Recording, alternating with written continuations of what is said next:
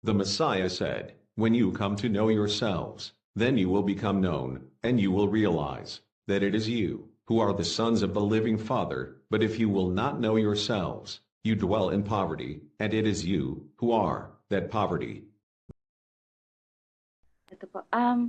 Meron pong katanungan sa FB Live po. Galing po sa kapatid na Bebs. Tanong ko lang po kay King OHC kung kasama ba ang Lumad Tribes sa hinahanap natin. Salamat po. Yes. Kaya lang ang Lumad Tribe kasi masyado nang ang tawag dito, shall I call it, na hybrid. Marami nang nakahalo dyan na mga subtribes. Yung composition niya is hindi na talaga homogeneous. So maraming mga tribo na nagkiklaim na lumad din daw sila mula noong napopularize ang lumad mula kay President Duterte. So ang hindi ko alam ay kung pag sinabi bang lumad is hiwalay na tribo, o kaya pag sinabing lumad ay may mga kasamang mga tribo-tribo pa. So yun ang hindi ko alam. But definitely, yung mga lumang tribo ang hinahanap natin. Kasi marami dyan sa kanila bits and pieces. May mga kunti pang natitira na kultura na talaga namang matitrace natin ay Hebrew-Israelite. So kagaya dyan sa Ifugao, actually yun, makikibalita ako kay Priest Simri kung napuntahan na nila yung isang tribo na sinasabi ni Priest Simri na maraming alam. Yun, Priest Simri, siguro ko ako ang magtatanong niyan para sa iyo. Anong balita dun sa tribo na yun? So definitely lumad is kasama. So yung kamahalan, nagtanong-tanong kami sa kasamaang palad, hindi po sila nagbubukas kapag Monday. Kasi po umakyat kami doon ay Saturday, sarado na rin. And kung umakyat kami ng Friday, holiday. So mayroon po kasi mayroon na rin po mga kapatid natin na tinatap na pati yung kanilang pinaka-anthropologist daw po doon na kapatiran nila doon sa Ifugao. And then naniniwala sila na sila po talaga yung bayan ng Kiangan, yung pinagmulan ng mga native na sa halos buong norte. Doon nag-originate diyan sa diyan sa rice terraces na yan.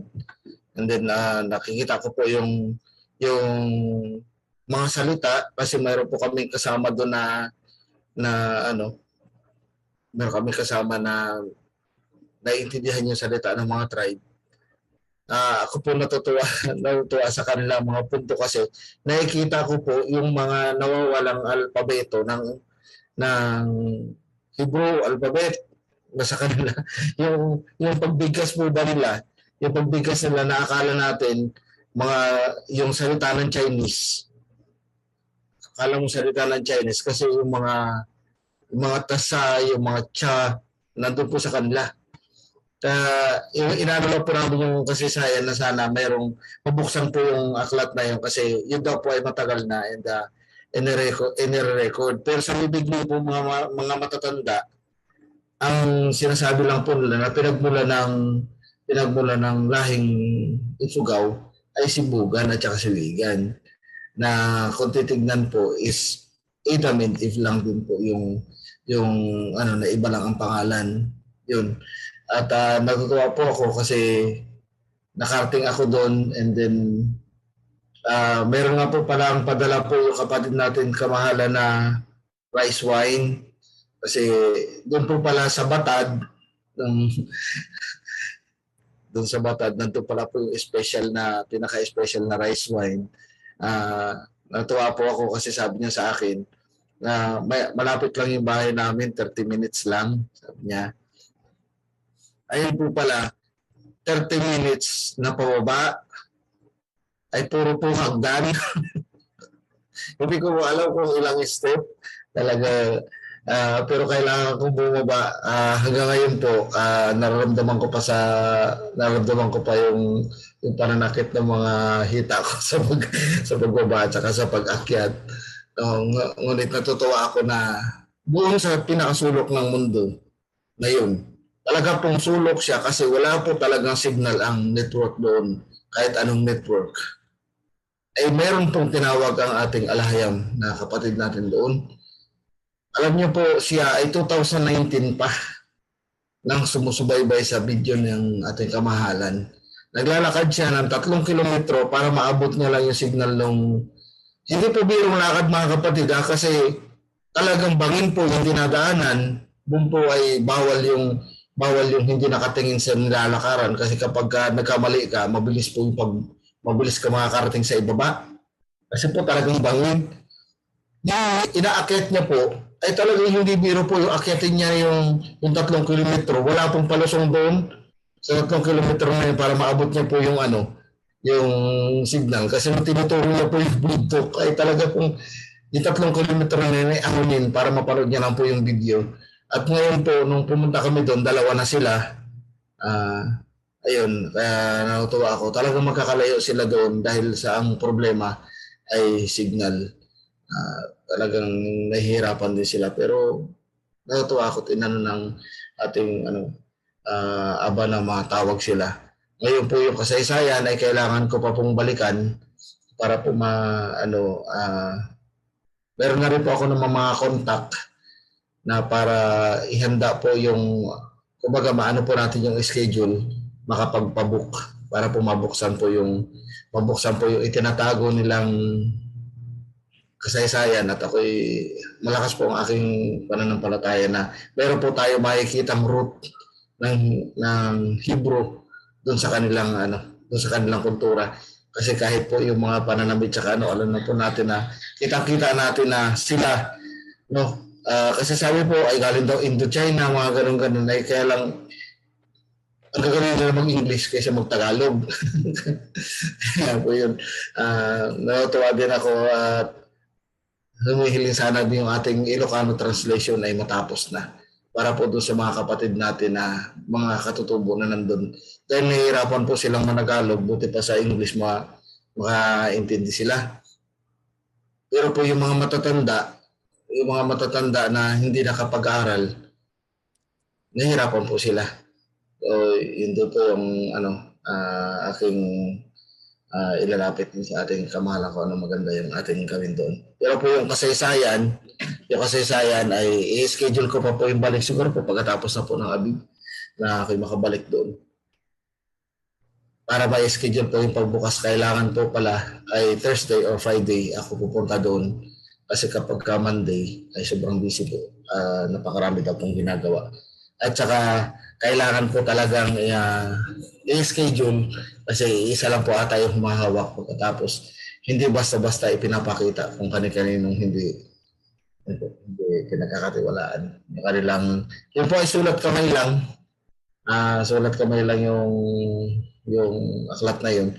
Kumbaga isinulat lang ng mga matatanda tapos yung huling matanda siya na naman na magsusulat yun parang ganun po yung ng kasaysayan na yun.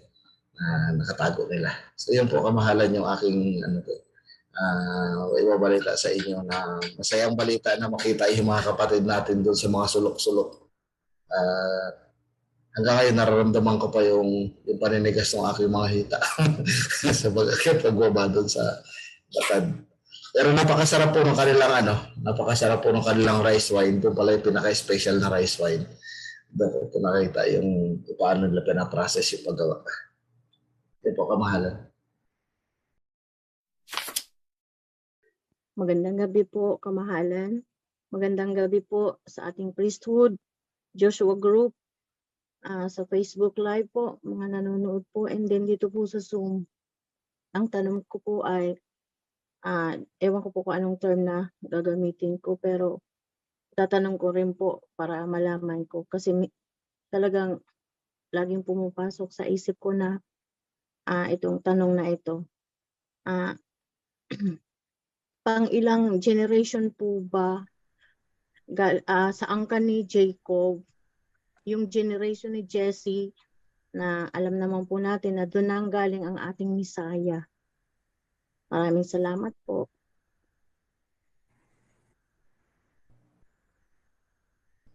Actually, sis, I have to be very honest, bibilangin ko muna. Sige po. Oo. Ikaw talaga binili Mm, ilang generation more or Salamat po, oo. aming kamahalan. Yan, Opo. kung bibilangin natin sa genealogy, matitrace yan. Pero mahaba yan kasi talagang from the roots na lang talaga. So in the same manner na yung pagkakaroon natin ng revival ng kingdom ngayon is from the roots na lang din. So magkakaroon ng suloy. So kumbaga parang nawala na, malayo na ang narating, tapos di natin akalain na pagdating doon sa malayo, sa dulo-dulo, merong biglang susuloy na hindi mo akalain connected pala dito sa una. So ganyan din ang panahon ng Messiah, kung hindi na isulat, aakalain mo hindi connected. Ganyan din naman tayo ngayon. Hindi na natin matrace, pero hindi natin masasabi na walang kinalaman yan. Kasi ganito lang din kasimple. Kung hindi tayo connected dito sa mga tao na nasa kasulatan, hindi tayo makakaramdam sa ating mga puso at damdamin na gawin kung ano ang ginagawa nila noon. Wala yung yearning, wala yung desire na gawin yon. So kung titingnan mo, mga bagay na yun is nasa mga Japhetites. Parang wala silang pakialam. Ito ang gusto naming paraan eh. Ganito eh. Basta kami magkanta-kanta. Ganito, ganun. Okay na. Okay na sila doon. Pero tayo hindi eh. Talagang bumalik tayo doon sa simula na nagsusunog ng handog. At nasa puso natin yun. Marami dyan sa kapatiran natin, ang una pa lang nalaman na ganun ang itinuturo ko is alam kaagad nila, ramdam kaagad nila, ito na yun. Pero hindi na mawari sa isipan nila, paano nasabi nila na ito nga yun? Pero damdam nila sa kanilang damdamin, sa kanilang mga puso na ito na nga yun. Kasi wala namang iba na mga sekta-sekta, relihiyon na nagtangka na ibalik ang nakaraan. Yung mga paghahandog ng sinunog na handog. Lahat sila, ang turo ay wala na yan. Pero nung ating pinag-aralan ang kasulatan, walang sinabing wala na yan. In fact, ang nasusulat ay muling ibabalik yan. So tayo ang nagbabalik ngayon. Tayo ang katuparan ng kasulatan. Yan lang, kapatid. Maraming salamat po. Gusto ko lang sanang itanong sa ating mahal na hari, yung regarding po sa Maharlika, yung mga Maharlikans, kasi ang daming nagka-claim na sila daw yung papalit sa Pilipinas soon. Siguro after Great Reset. Ang dami nila eh, hindi ko na lang sila i-mention. Gusto ko lang sanang itanong kung saan ba sila galing. Kasi nga, hindi sila naniniwala sa akin na sa Torah, ang nakalagay is Ophir. Kahit saan sa internet, sa websites, ang nakalagay kasi Ophir is Philippines. Tapos ini-insist nung iba na Maharlika daw. Yan lang po.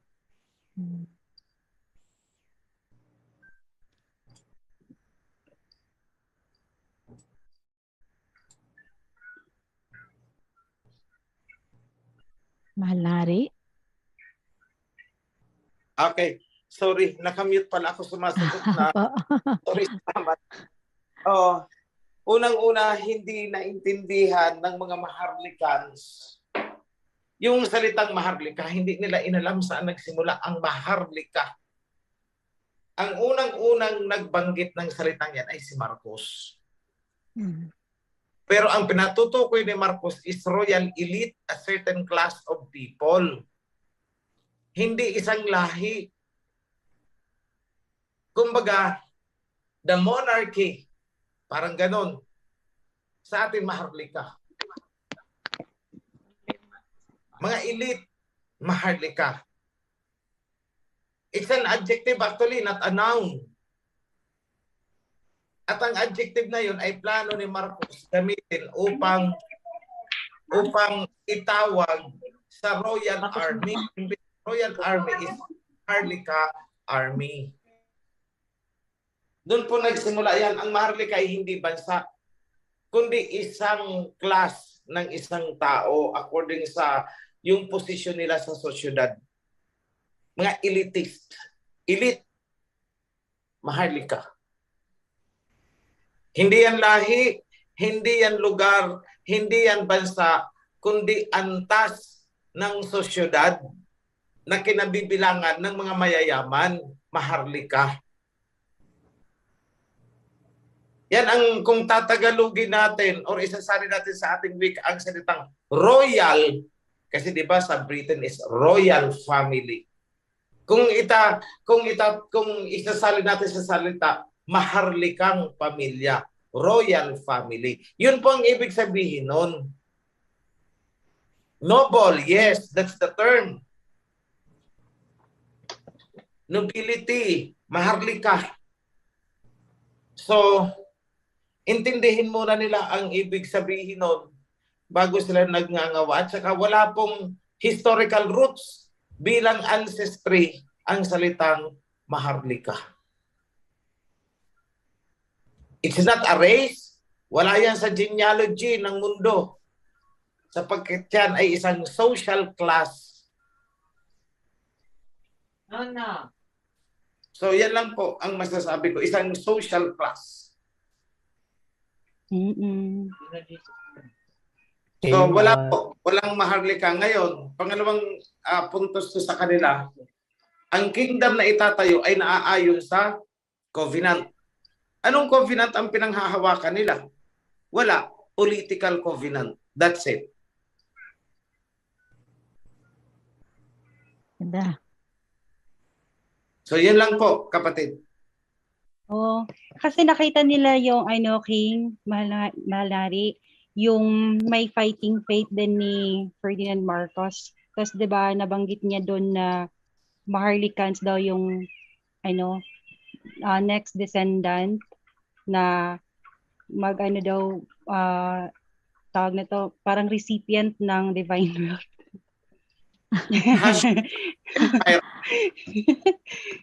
yung may fighting faith ni Marcos is about the Hashemite Empire. Hindi nila alam ang salitang Shemite eh. So maharlika is a social class antas sa lipunan. Hindi yan isang race, kundi antas sa lipunan, ranggo sa lipunan. Sa atin pag mga mga mayayaman at nagsama-sama mga elite o ang tawag din ay maharlika, ay mga sosyal. Ayan. Diyan natin, ay mga alta sosyedad. Yan, maharlika, yun ang katapat doon, parang ganun. Alta sosyedad ang ibig sabihin ng maharlika in our modern usage. Social status, yes. Actually, dagdag ko na lang ha. Kasi kanina nakita ko yung, pwede ba i-mention? Nakita ko dun sa YouTube. Nakita ko kanina yung, programa ni Ka Anton.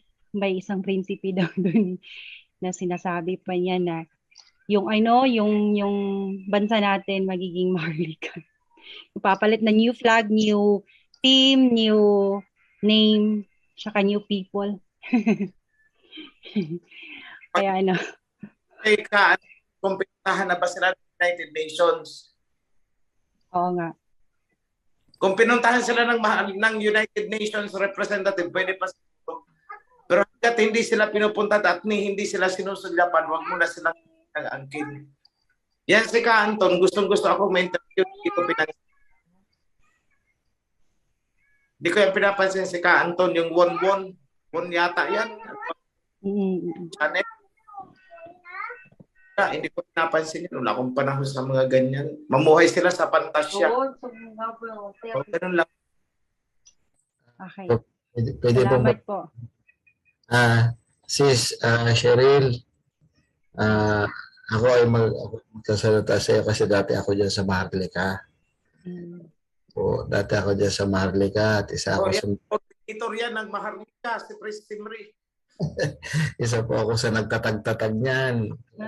International. Na ako pa sa abroad pa. Ang nakakalungkot po dyan, sa maraming nandyan, ang hinahanap kasi nila yung kayamanan. Oo, tama. Ang hindi po nila alam, na yung mga Maharlikan people na yan, mayroon po yan silang sarili nilang religious na paniniwala. Na yung mga yan ay mayroon yan silang 5 bathala. Na yung bathala daw nila ay mas nauna pa raw sa aba at sa anak. Ngayon, nung tinitingnan ko yung mga pangalan, na-discourage ako sa mga paniniwala nila dahil yung mga pangalan ay pangalan ng tao. May pangalan, may apelido. Eh kung mas una pa yan kay Aba, di walang apelido yan, di sana pangalan lang. Tapos ang pangalang Espanyol. Tapos naniniwala din sila kay Maria Maria. Tapos nag-Iisus din. Ay, sa aba po ng mga ating mga kapatid na naniniwala dyan sa Maharlika. Dati po ako dyan. Kaya po sinasabi ko po sa inyo yung totoo. Kung mananatili po kayo dyan, hindi po kayo uunlad. Mag-antay lang po kayo sa wala. Hindi po ibibigay ng Aba ang sarili niyang, ang kayamanan na kanyang inipon para po doon sa hindi naniniwala sa kanya at hindi na nampalataya. Hindi po reliyon ang tinatatag ng ating alahayam. Ang tinatatag ng ating alahayam ay kingdom at ang kayamanan po na yan ay para po yan sa kingdom. Hindi po para niya sa mga grupo-grupo, hindi po para sa foundation, para po yan sa kingdom. Na kung gusto po nila kung mayroon po diyan mga member na Maharlika na gusto po ninyong malinawan kung ano yung paniniwala na yan, ay kausapin niyo po ako at ipapakita ko po sa inyo kung sino yung kanilang mga bathala ng mga tao. Kaya lang po, salitang Bisaya. Kailangan po makaintindi kayo ng Bisaya. Kasi papalitan nila ang national language ng Pilipinas, gagawin nilang Bisaya. Papalitan nila, gagawin nilang Suwat Bisaya. Opo, galing po ako dyan. At meron pong katanungan, mahal na hari, na ang sabi po, mahal na hari, aming kamahalan, Oichi, tanong ko lang po na darating ba na ang panahon na magpapalitan ng pangalan na Ophir ang bansa natin? At kung mangyari na yon, isa ba yun sa mga sign na pagdating ng Great Tribulation po? Yun lamang po, mahal na hari. Ang katanungan ng ating kapatid na si Morelos po. Okay. Ganito. The Great Tribulation, Philadelphia Assembly will be protected. Protektado po ang Philadelphia Assembly sa panahon ng tribulation kung mananatili tayong tapat sa covenant. Ngayon, paanong protection? Ganito lang yon. Ano kaya ang mangyayari kung ang opisina ng buong United Nations ay dito ilagay sa atin? Magkakaroon ng treaty ang lahat ng bansa. Walang pwedeng gumalaw sa bansang Ophir sapagkat naandyan ang United Nations. So lahat sila, walang pwedeng gumalaw, walang pwedeng bumomba sa atin. Bakit? Nandito sa atin ang opisina ng United Nations. Ganyan ang method of protection sa isang paraan na hindi natin nakakalain. Ngayon, hindi ko sinasabing dito na nga ang United Nations sa atin. Pero sinasabi ko rin, bahala kayo magbasa between the lines sa salita ko. Basta yung sinabi ko, klarado. Paano kung dito malagay ang United Nations at alisin na sa New York? Bubombahin ba tayo? Hindi. I will surely protect you during the time of tribulation. So, yung mapapalitan ba ang Pilipinas gagawing Ophir? Sa akin, kahit hindi nila gawin, magkakaroon ng Kingdom of Ophir. So hindi na ako interesado doon sa papalitan pa nila yung Philippines at gagawing Republic of Ophir. Kung ayaw nila, wag nila. Tayo ang magtatayo ng Kingdom of Ophir. We have a king, we have a kingdom. We have a crown, we have a scepter na nire-respeto ng ibang bansa. And soon, we will climb to the United Nations. Bakit? Basta, ayoko na muna magsalita. Kaya tanong lang ito ha, tanong. Hindi ko sinabi. Tanong lang ito. Paano kung dito ipalagay ang United Nations? Walang pwedeng gumalaw sa ating bansa. Yun lang. Read between the lines. Yan po, kapatid, ang sagot ko.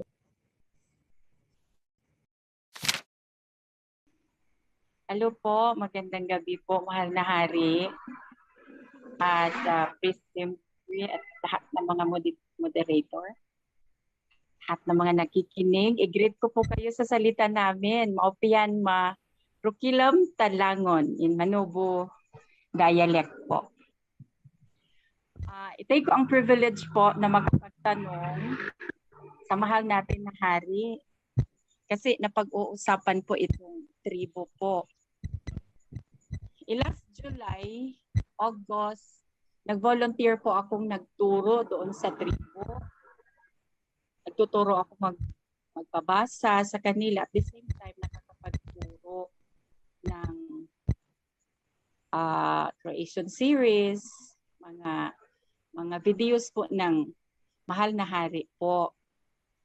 And nahinto ko siya dahil nag-iisip ako, baka meron akong nalalabog po dahil nag-volunteer ako doon, wala naman po. Nakasama ko doon ang chapter leader namin po. And nakapasok na kami actually doon na-anoint na nila ako as baiyambungan. Yung mga ganun ba pre ay mahal na hari. Ang tanong ko lang po, wala po ba akong malalabag sa kingdom natin kung sa ngayon gusto kong mag-volunteer, magturo doon sa tribo namin. Wala na po ba akong ibang gawing proseso po para baka may malabag akong mga rules ng Ministry of Education po? Oo. Sis, ganito na lang. Hindi ko kasi alam kung up to what extent, anong nature ng itinuturo mo. Pa-orient ka na lang sa Ministry of Education. But we encourage talaga na magkaroon ng mga kagaya mo. So long as hindi nyo dadalhin sa kung saan grupo ang mga tao. Ito i-decorate at napunta na doon sa tungkod. Yun lang naman ang ahit natin. Kung pagtuturo ninyo, kung paano man ninyo gawin yan, ang resulta ay madadala ninyo ang mga tribo sa covenant, then so be it. Sabi nga, preach the kingdom to the world and so the end will come. So, yan lang sis. Keep it up. Paturo ka na lang. Thank you very much sis sa effort. Magandang gabi po mahal na hari at Priest Simret sa lahat ng mga kapatiran sa Ophir at sa buong mundo. Tanong ko lang po, nabanggit niyo po kasi yung tungkol doon sa paglipat ng United Nations po sa Ophir kung sakasakali. Hindi po ba na nasa New York yung chamber ba yon or yung kung nasaan yung black book ni Taneng, ni Satan. Hopefully, hindi naman po yun siguro isasama sa atin. Ano po? Hindi sis. Kasi hindi naman yun nakadeposit sa United Nations. Naandun yun sa temple ni Anton LaVey. Okay. Kasi po parang mayroon akong rinig na mayroon siyang book na doon daw niya nabasa, nandun daw po yun sa United Nations. Parang may chamber doon. So, I'm not sure. Kaya nga po, medyo nagulat ako. Yun lang po, mahal na hari. Salamat po. Actually, sis, I haven't heard na nilagay ang Satanic Bible. What you're saying na Black Book is the Satanic Bible. I haven't heard na ang Satanic Bible ay ipinasok sa United Nations kasi ang alam ko naandun yan sa Satanic Temple ni Anton LaVey, yung founder ng Church of Satan. Okay po. Okay. Okay. So, wrong information po pala ako. Thank you po. No problem. Magandang gabi po ulit, Mahal na Hari at Priest Himri at sa ating mga kapatid. Babasahin ko lang po ang katanungan ng ating kapatid from Canada, si kapatid na Bona. As lang po kung ano po masasabi ng ating Mahal na Hari sa nagaganap sa Russia at Ukraine na ngayon ang Ukraine ay pumasok ng Russia. Gayong Ukraine ay isang Japhetite po. Okay, yung totoo niyan, itong Ukraine na ito is really part of the USSR since time immemorial. USSR yan. Ngunit, nakuha yan, na-impluwensyahan yan ng so-called Western. At nahayaan yan ng USSR kasi nag-convert sila into a form of government. Napunta yan doon kung parang nakapag-declare ng independent nation. Ngayon, pinayagan yan on condition na hindi sila magiging military power kasi threat nga naman sa Russia. Pero ang nangyari is pinasok yan ng Western nations tapos nilagyan ng mga armaments. Yun ang kinagagalit ng Russia. So, actually, ang pinakapunto lang naman ng away dyan is ito ay mariresolve kung i-give up ng Ukraine yung kanilang mga military arsenals. Walang missiles whatsoever. Maging neutral country sila kagaya ng Switzerland. That is the only time na yun ang condition ng Russia kaya pinayag country. Pero nung nakita Russia nangyayari, nagiging sila, so dinesisyonan ng Russia na lusubin yan. At babawiin. So yun lang naman, sis.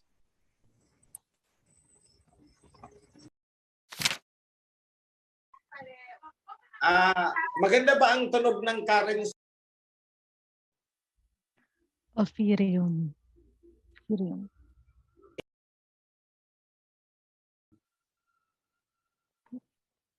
Okay naman po. Maganda po siya. Ophirium. Parang lithium, parang ganun, parang liquid sa Maganda po.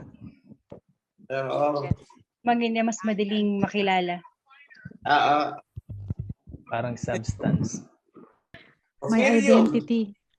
Oo. Okay. Meron na pa tayong ano. Yan. Basta wala lang yun. Parang wild imagination lang yun. United Nations na andito sa atin. Tayo natin doon sa kasili.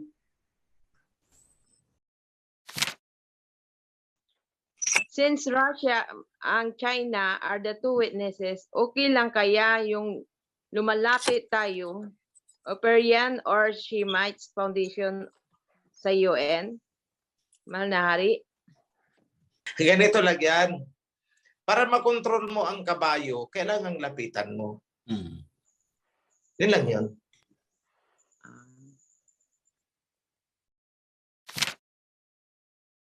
Tanong ko lang po, Mahal na Hari, pag naitayo na po ba ang kingdom, magkakaroon na rin po ba ng sariling armed force o police po?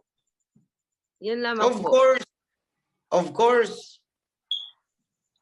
Siyempre, economic, military, finance, education, healthcare. Magkakaroon tayo niyan. Kaya nga ang setup ng ating foundation ay bilang paghahanda para dyan. Kasi itong foundation natin na ginagawa, this is the prototype ito yung prototype of that government. Kaya kung titingnan nyo ang constitution ng yung diagram ng ating foundation, sa pinakataas is Abayahawa. Next is King Yahawashai. Next is Mensahero. Then / King. Then I'm sorry, bago pala yung Mensahero and King is ulitin ko. Abayahawa, King Yahawashai, Covenant, then King, Mensahero / King, then pababa na andon ang Prime Minister, Deputy Prime Minister, tapos yung four corners ng ng ating kingdom, pababa yung nabubuo nun is the Court of Divine Law. So lahat po yan naka-diagram na. Then sa baba nun, Ministry of Health, Ministry of Education, Ministry of Finance, Ministry of Property, Ministry of Social Welfare, Ministry of etc. etc. Ang daming ministry niyan eh. Kasama doon ang Defense, Intelligence, Ministry of Intelligence, Security and Defense. Yan. Meron po tayo niyan. Kaya nga hindi nagtatagal ang mga nagkukura kahit anong gawin nilang underground. Ang bilis ma-detect eh. Bakit? Ang gagaling ng mga tao natin sa Ministry of Intelligence eh. Pilit nilang ginagapang si Bro Kong. Ito sabi nila marites daw ito. Sige, mag-marites tayo kunti para masaya. Last week, walang nakakaalam nito eh. Kahit si Prime Minister, hindi niya ito alam talaga. Wala. Last week, nagtangka na pataubing wasakin ang foundation. May nagplano na lulusubin ang kasili at aagawin. Tapos, may na-detect kaagad na may isang natin, kasamahan, kasamahan natin na may tungkod.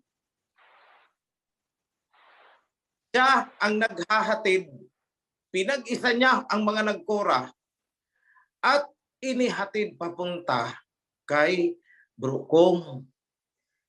Ang layunin ay kumbinsi si Bro Kong na ako ay palayasin, paalisin sa kasili at kukunin na nila ang kasili. So madali nga naman pag si Bro Kong ang nakuha nila eh.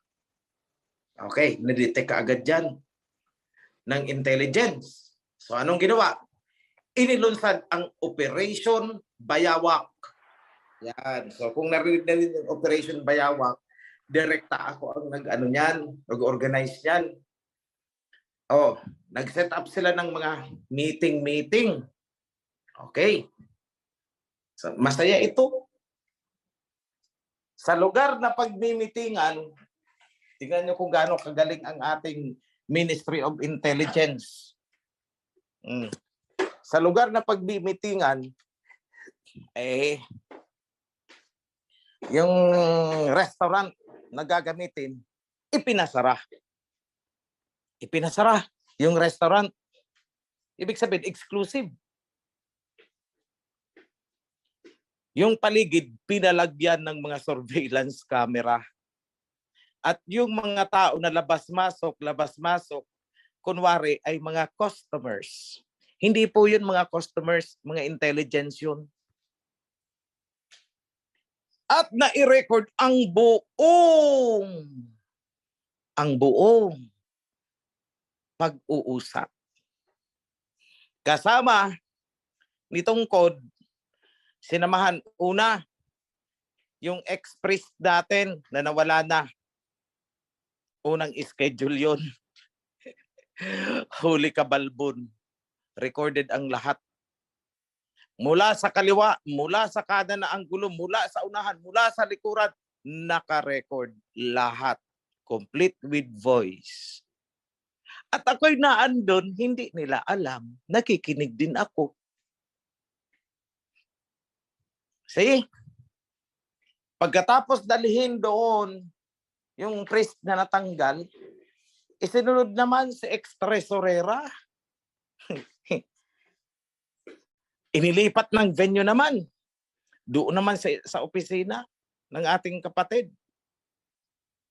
Eh di, ando naman ang mga surveillance. Mula sa kalsada, nakapwesto. Okay, pati plate number ng kuha talaga. Pagbaba, kuha talaga. Walang naligtas na impormasyon. At habang nagkukumperensya, kasali ang mga kung sino-sino, yung iba nasa Zoom, nakiki-join in. So yung face-to-face, si Sarah at saka yung isa, yung may tungkod-tungkod ganun. Okay. Tapos yung mga disipulo nila na ando nakabang sa Zoom, pilit kinukumbinsi si Bro Kung. Ganito yan si Oichi, ganito. At may mga nalaman kaming impormasyon. Pero tama din, dahil bago pa nila na plano yan, nung natagpas ang tresorera na yan, ako'y nakapag-evacuate na ng ibang tirahan. So okay lang, wala na siyang alam. Pero ang ipinamalita niya, kawawa na si UHC. Nakuha na namin si Kung at pinalayas na si UHC sa magarang tirahan. Yan, si UHC may 100,000 yan, may 100,000 yan, may 100,000 a month yan. Pero ang sinasabi niya, kawawa si UHC. Nakatira sa squatter na lang. Siguro ko ang iba dyan sa inyo, nabasa yan. Kung hindi ba naman dakilang hangal, isipin mo nga yung sinasabi mo. Wala talagang kukote. Ipinamamalita ninyo na merong 100,000 a month si OHC. Bakit ako titira sa squatters kung may 100,000 ako? Sige nga, nag-iisip ba siya ng katangahan niya? Titira ba? Kung kayo, may 100,000 a month kayo, titira ba kayo sa isang squatters na kawawang-kawawa daw? So yan, nagkukontrahan ang mga kasinungalingan nila. See? So lahat po yan ay hindi nakakaligtas. Kasi meron tayong Ministry of Intelligence, Security, and Defense. Bakit namin ginawa yan? Bakit ko sinabi na dapat merong ganun? Kasi po, ang sabi sa atin, be wiser than the serpents. Maging madunong kayo higit sa mga serpents. Yan lang po, mga kapatid.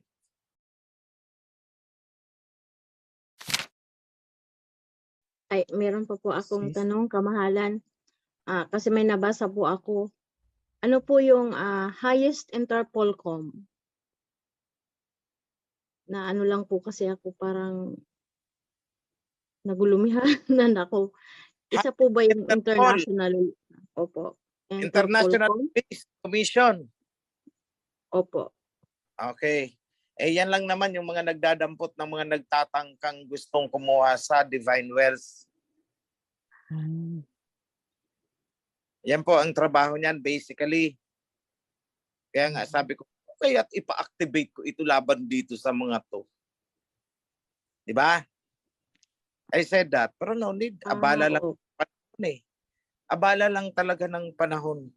Pero itong nagkakalat, itong si Yancel, grabe kung tumira ito sa akin. Kung hindi magaling ang intelligence natin na ayun, nakolekta ang mga pictures niya mula childhood, ayaw magpakilala, pero kung makatira, ayan, peke ang account ninyo. Fake account, fake account, fake account. Siya, Yancel Ashima. Hindi ba yung fake? O hindi, pinakalkal ko. Sige, kinukontra mo ang fake. Unahin kong kalkalan kung anong totoo ikaw. O, di ba? Gusto niyo makilala si Yancel Ashima? Opo. Mga Kora, gusto niyo makilala? Opo. Opo. Opo. Yada. Gusto niyo makilala talaga ha? Bahala Opo. naman, bumabalandra na, umiikot na ang kanyang picture eh. Ayaw ko manggaling sa akin. Tingnan nyo na lang, magkalat-kalat kayo dyan sa, sa social media. Nandiyan na, umiikot na eh. Okay. Tinira nila ako ng tinira noon. O sige. Hindi na alam, mas malikot ang, ang MISD. Ministry of Intelligence, Security, and Defense. Yes. Kamahalan, ano po yung 'di ba po meron tayong Philippine Shrine Commission. Yung sa pagpapatayo lang po ba yun ng mga Revolto. simbahan? Oo. Galing po yan dyan, yun yung Philippine Shrine Commission. Ewan ko kung anong ginagawa niyan. Pero ang nakikita ko, Philippine Shrine Commission, protektado nila yung revolto ni Cory at saka ni Ninoy doon sa may malapit sa Manila Hotel. Hindi mo pwedeng galawin yun kasi protected daw ng Philippine Shrine Commission. Tapos, ang dami dyan. Itong mga pag sa Rojas Boulevard, makita mo dyan mga revolto ni Dolphy, revolto ni sino ba yan? Si Berting Labraba yun at saka yung mga komedyante o sila yun hindi nababalo. Yun mga revolto yan, protected yan ng Philippine Shrine Commission. Yan pinagkakaabalahan nila. Yun lang ang alam ko ha, hindi ko sinabing ganun lang ang gawain nila, pero yun ang alam kong ginagawa nila. Protektahan ang mga revolto, mga estatwa, kung sino-sino. Pero yung inukit sa rock na mukha ni Marcos, hindi nila prinotektahan noon. Di ba? Sa Ilocos, merong nakaano din parang sa US na mukha ng mga tatlong presidente. O meron din ganun si Apulacay. Pero hindi prinotektahan ng commission na yan. So, ewan ko, parang consumption yan eh. Parang ganun ang dating sa akin, consumption yan. Oo. Kasi kagaya na yung Shrine of EDSA na yan, ay yung burarat ang mata na estatwa dyan sa kanto ng EDSA at saka Ortigas. Alam niyo yan? Yung may people power kuno noon. Ayan, protektado yan ng Shrine Commission. Pero tingnan natin. Sige lang.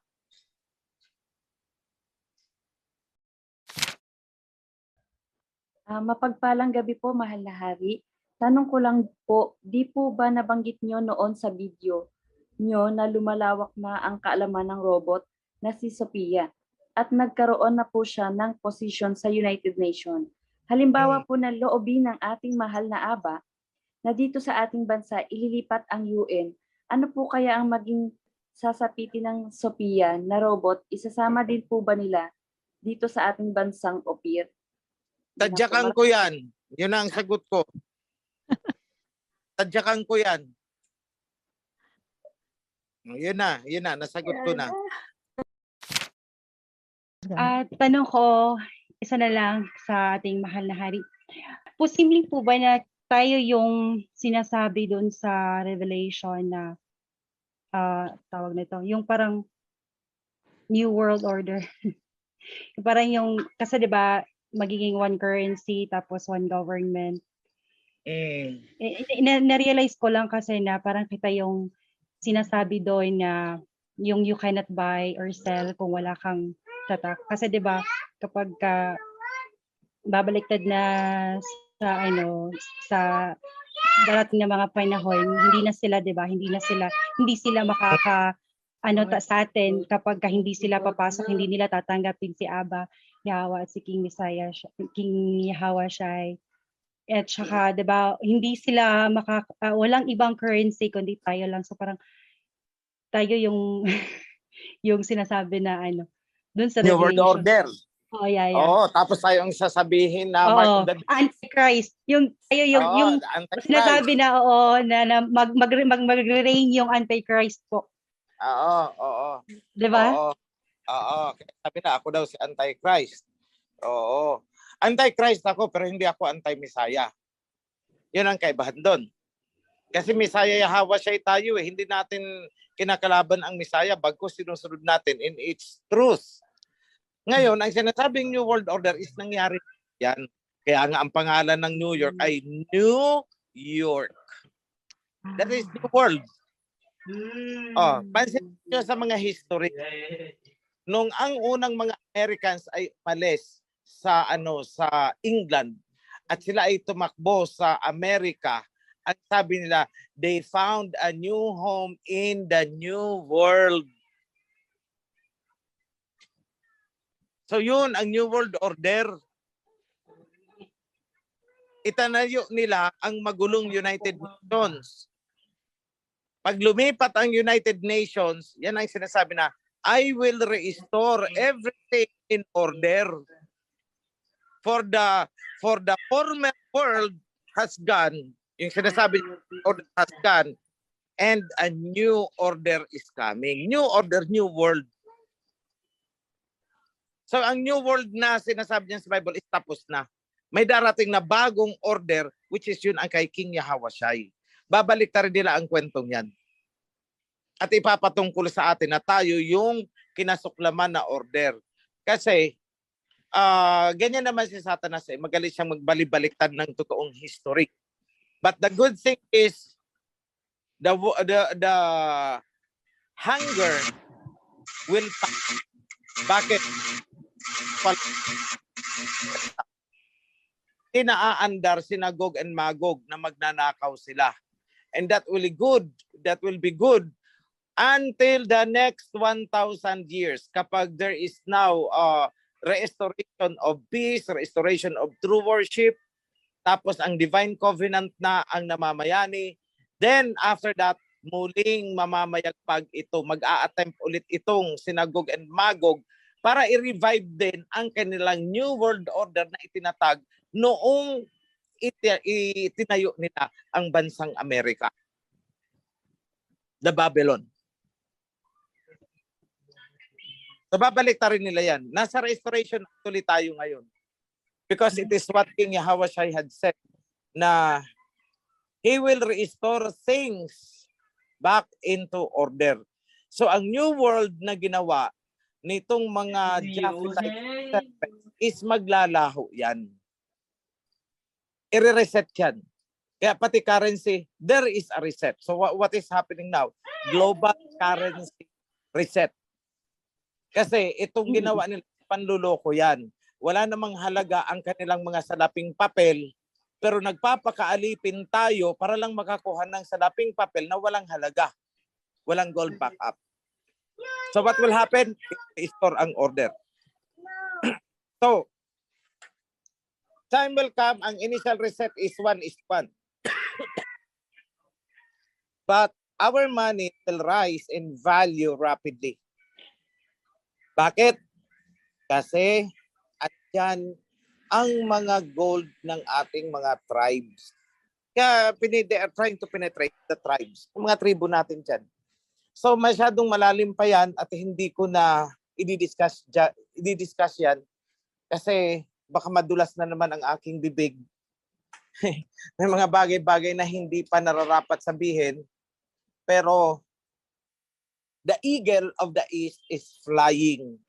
Lumilipad, hindi tumitigil. Kaya nga, tingnan nyo ang logo ng Central Bank. Ano na ang nakalagay? Diba eagle? Yes, Eagle na. opo.